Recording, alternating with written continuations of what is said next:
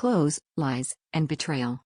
I heard the first shirt hit the pavement before I even made it to the front door. By the time I stepped outside, jeans, socks, and my favorite hoodie were raining down from the second-floor window, landing in a messy pile in the street.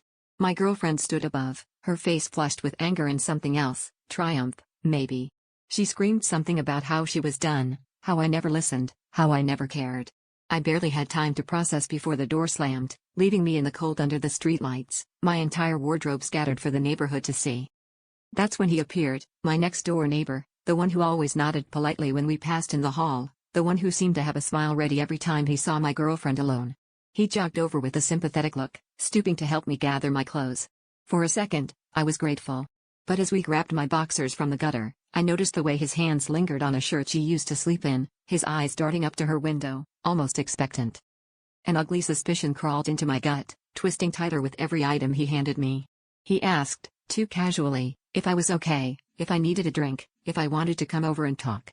I tried to brush it off, but his concern felt rehearsed, like he'd been waiting for this moment. That's when I saw it, a half smile, quick as a flicker, when her shadow moved behind the blinds. Something in me snapped, and I blurted out, "How long have you two been seeing each other?" His face dropped, and behind us, the window creaked open again. She didn't deny it. She didn't even look surprised. The truth spilled out so easily, it felt like I was the last to know. As I stood there in the street, clutching my own clothes like a lifeline, I realized I'd spent so long fighting to keep this relationship together that I never noticed how alone I really was. The real betrayal wasn't her secret, it was how desperate I'd been to ignore the obvious, how much I'd given up just to avoid being left behind.